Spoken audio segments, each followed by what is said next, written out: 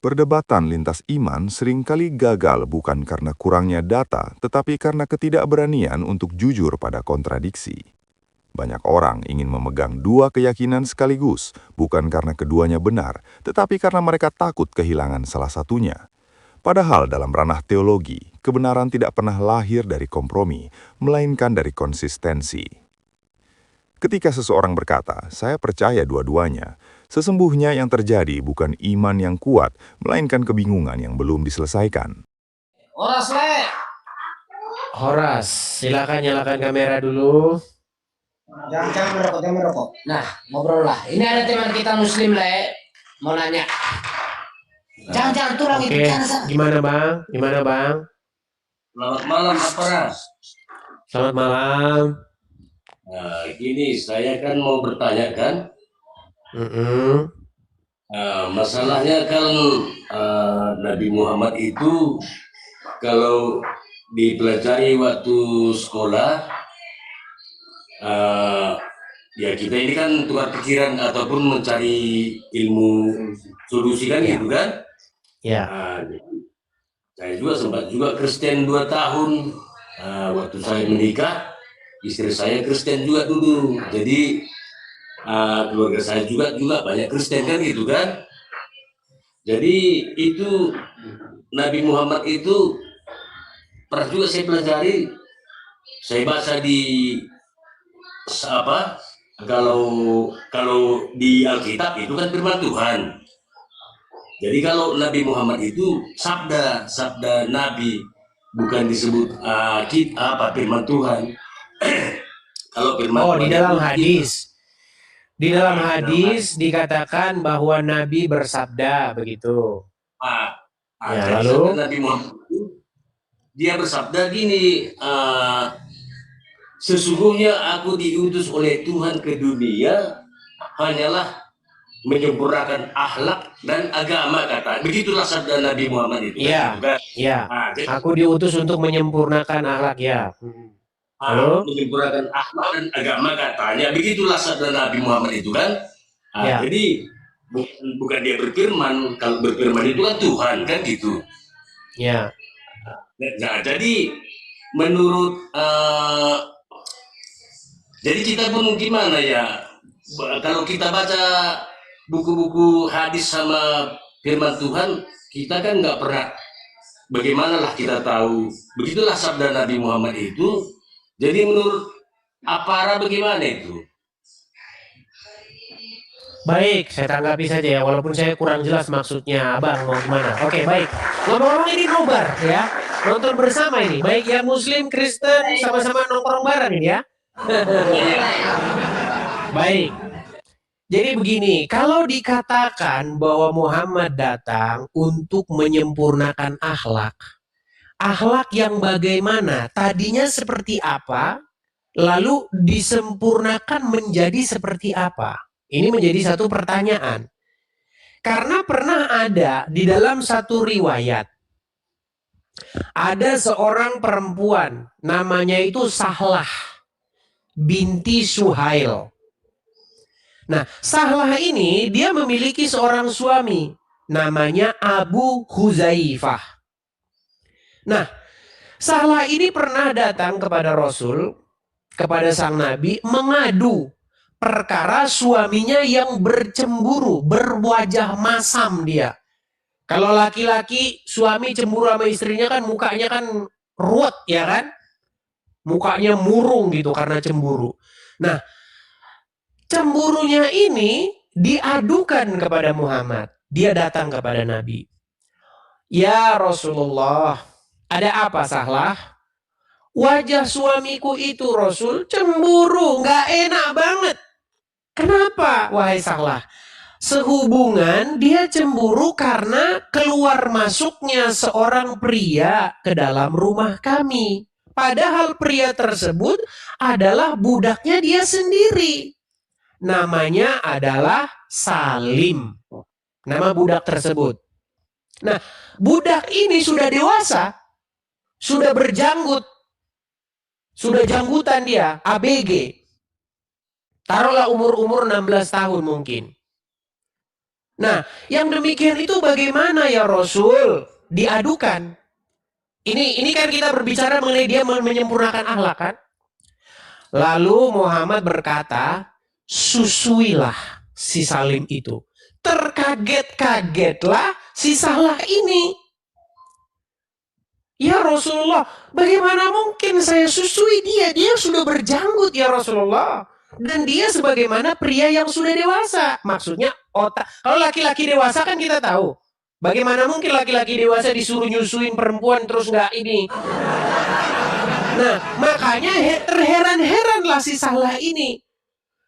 Lalu Muhammad tertawa sampai gigi gerahamnya terlihat. Dia tertawa, aku tahu bahwa dia sudah dewasa, tetapi susuilah dia. Nah, setelah dilaksanakan perintah daripada Rasul, besoknya Sahlah datang lagi dan berkata, wahai Rasulullah, sekarang suamiku tidak cemburu lagi. Nah, yang menjadi pertanyaan begini, Bang. Bagaimana kita mengatakan bahwa di sini menyempurnakan akhlak? Karena ya akhlak yang mana? Justru kalau begini malah bahkan orang-orang tersebut saja heran. Bagaimana saya susui dia?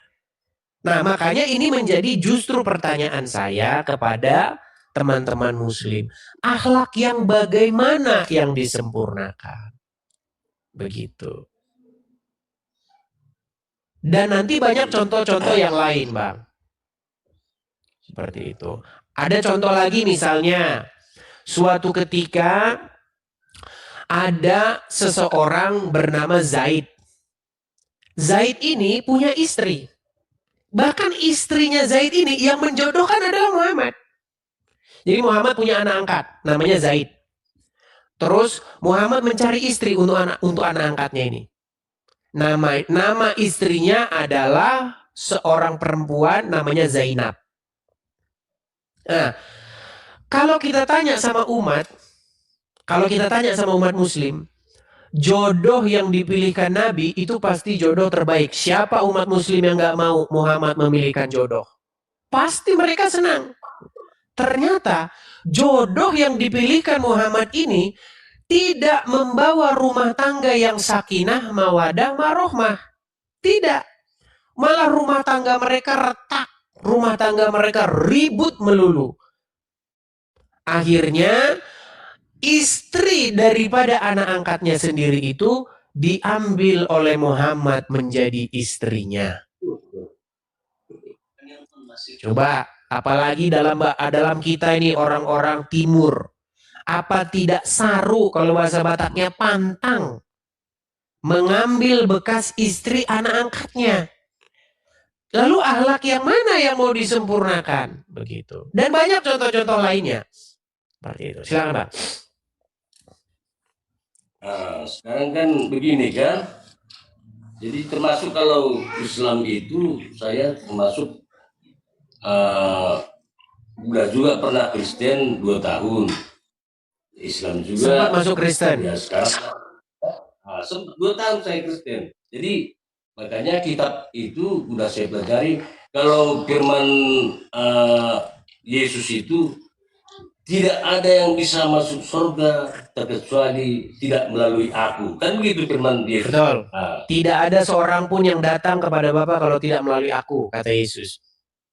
Tanpa melalui aku. Itulah firman Yesus. Kan di sepotong roti bisa dibagikan ke ribuan umat. Kan gitu kan? Ya, udah saya pelajari juga itu.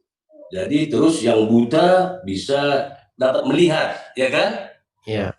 Jadi begitulah kemujizatan Yesus kan gitu kan? Ya. Saya memang percaya karena dia memang Roh Kudus kan gitu kan? Yesus bukan Roh Kudus. Yesus bukan Roh Kudus. Roh Kudus itu adalah roh yang diutus oleh Yesus. Begitulah yang saya pelajari dulu waktu Kristen. Jadi Nabi Muhammad, agama Islam ini pun saya pelajari juga bahwa Muhammad itu juga utusan Allah juga. Gitulah kita pelajari, yang saya pelajari dikit. Jadi kita pun ya gimana lah bukannya tetap saya percaya dua-dua ini. Jadi makanya saya pertanyakan sama Apara, bagaimana tanggapan Anda antara Baik, Yesus dan Nabi Muhammad gitu? baik, baik. Pertanyaan bagus. Baik. Anda percaya kepada keduanya. Jadi pertama begini, kita mustahil menyatukan ajaran yang berbeda. Ya, pertama-tama, apakah apa yang diajarkan oleh Muhammad bersesuaian dengan apa yang diajarkan di dalam Injil, diajarkan oleh Tuhan Yesus? Kalau tidak bersesuaian, artinya keduanya saling bertolak belakang. Berarti salah satu di antaranya bisa jadi salah. Saya kasih contoh. Tuhan Yesus pernah ditanya oleh orang-orang Saduki. Orang-orang Saduki itu adalah orang-orang yang tidak percaya adanya kebangkitan. Kalau orang sudah mati, artinya udah selesai, nggak ada lagi. Kebangkitan itu bagi mereka adalah sebuah omong kosong. Kata paham sekte Saduki ini. Ini orang Yahudi, tapi sekte Saduki. Nah, orang-orang Saduki itu bertanya kepada Yesus perihal kebangkitan. Sebenarnya pertanyaan mereka itu adalah pertanyaan cemooh yang tidak percaya akan kebangkitan. Nah, mereka bertanya begini, Guru adalah seseorang suami. Dia memiliki istri. Tetapi suatu ketika, matilah suami dari sang perempuan ini. Lalu perempuan itu menikah lagi dengan seorang laki-laki. Mati lagi. Menikah lagi sampai 7 kali. Dan akhirnya perempuan itu juga mati. Pada hari kebangkitan nanti, siapakah yang akan menjadi suami dari perempuan tersebut? Sebab dia sudah bersuamikan 7 orang. Nah, pertanyaan itu sebenarnya bukan mau bertanya, pertanyaan itu cemoohan. Cemoohan orang-orang ahli-ahli orang-orang Saduki ini kepada hari kebangkitan itu. Lalu Yesus berkata, kamu betul-betul sesat. Karena pada waktu hari kebangkitan, manusia tidak kawin dan dikawinkan, melainkan hidup seperti malaikat di surga. Itu kata Tuhan Yesus. Nah, sementara di dalam ajaran Muhammad berkata bahwa nanti pada hari kebangkitan, orang yang tadinya suaminya 1 di bumi, istrinya 1 di bumi, di surga istrinya 72. Bahkan akan diberikan perempuan-perempuan yang susunya itu besar. Mohon maaf, memang begitu ayatnya. Nih, saya kasih tunjuk ayatnya ya. Jadi ajarannya berbeda, Bang. Nggak sama. Di dalam surat An-Naba ayat yang ke-33. Ya, surat An-Naba ayat 33.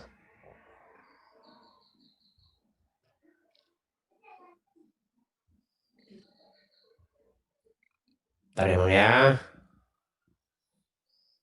An-Naba 33. Kita tampilkan di layar.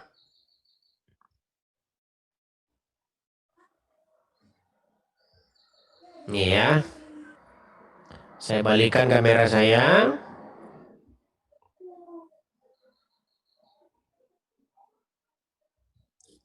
Kelihatan ya? Ini surat An-Naba ayat 33. Iya. Nah, nih. Surat An-Naba 3. Mereka akan diberikan apa? Mereka akan diberikan gadis-gadis montok. Jadi bagi orang-orang muslim kalau sudah meninggal, bangkit akan diberikan gadis-gadis yang montok. Yang susunya besar-besar. Karena itulah kesukaan daripada pria.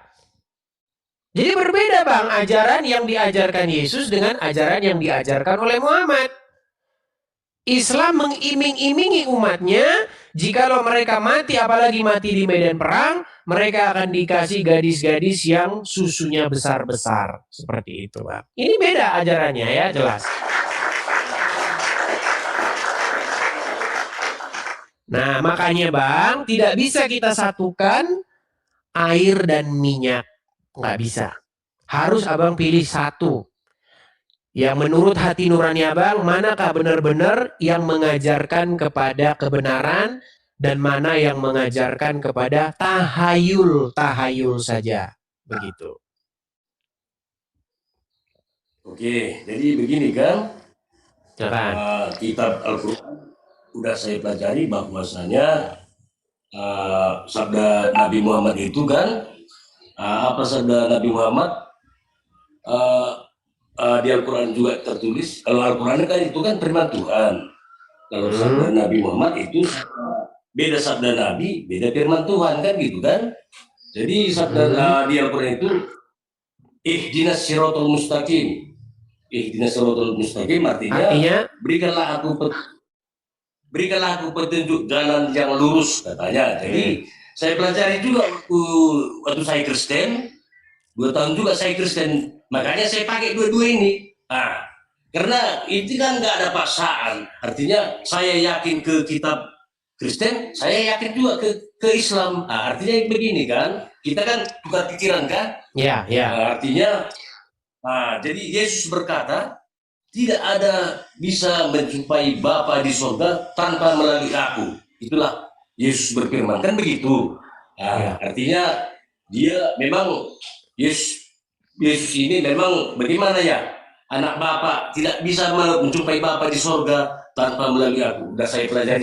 Itu memang betul. Makanya justru itu pertanyaan kepada abang begini. Selama masih jadi orang Islam, selama itu pula akan berdoa, tunjukkanlah kami ke jalan yang lurus. Tiap hari, besok tunjukkanlah kami jalan yang lurus. Besok tunjukkanlah kami jalan yang lurus. Ihdinas siratal mustaqim. Nah, sedangkan Yesus berkata, akulah jalan dan kebenaran dan hidup. Yesus adalah jalan yang lurus. Nah, Al-Quran pun sebenarnya sudah memerintahkan. Memerintahkan apa? Supaya beriman kepada Injil. Begitu. Iya. Makanya begitu nanti hari kebangkitan, begitu hari kiamat, keyakinan kita sebagai umat manusia, maka turun katanya Isa Al-Masih. Arti Isa Al-Masih, Yesus Kristus ini, tanda-tanda hari kiamat nanti turun Nabi Isa Al-Masih, yaitu Yesus Kristus turun katanya ke permukaan bumi. Bukan? Ya, baik di dalam Al-Quran, baik di dalam Islam maupun dalam Kristen, itu akan percaya akan datangnya nanti Al-Masih atau Mesiah. Begitu.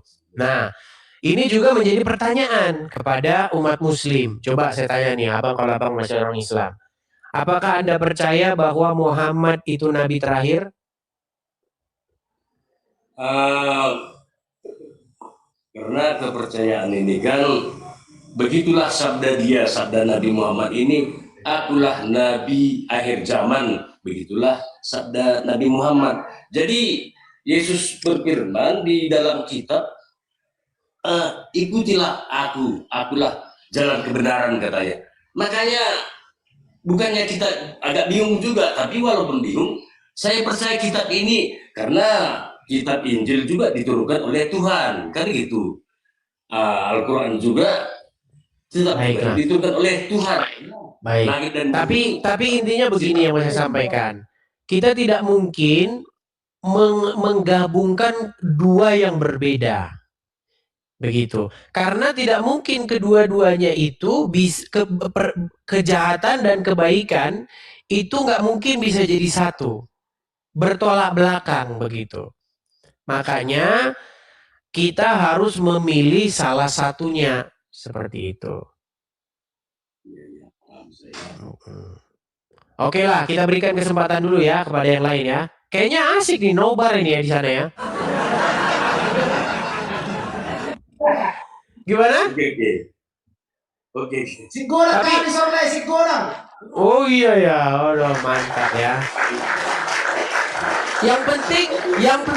Yang penting kalau nobar damai begitu ya. Kalau diskusi yang damai seperti itu. Oke?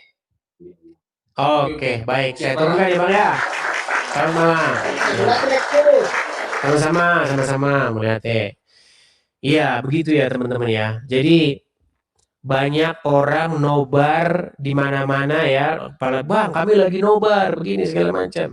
Yang penting kalau nobar Islam sama Kristen, jangan gontok-gontokan. Seperti itu, oke teman-teman ya.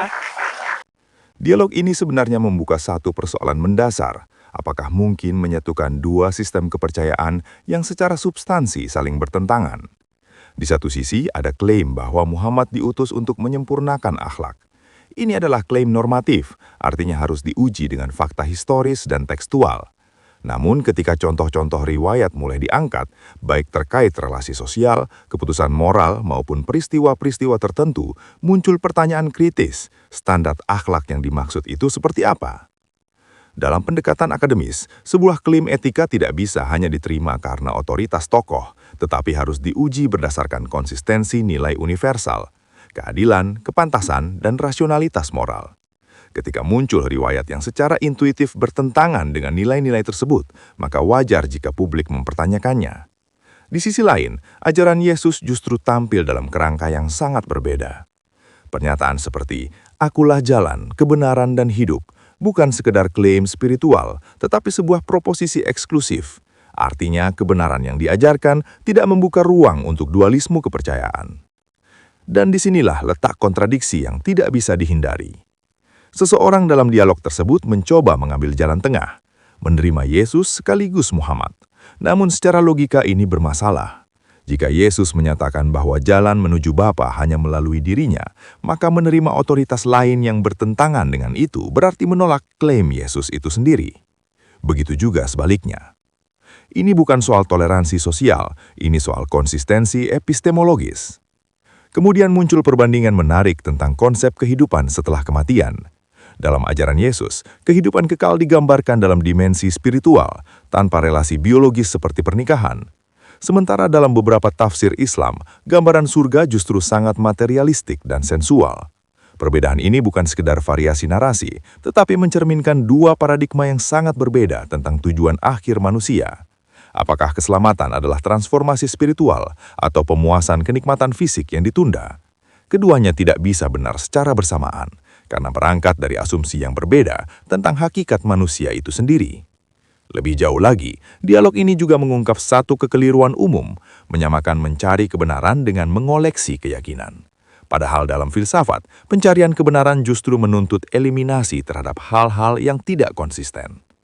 Kebenaran tidak bersifat inklusif terhadap kontradiksi.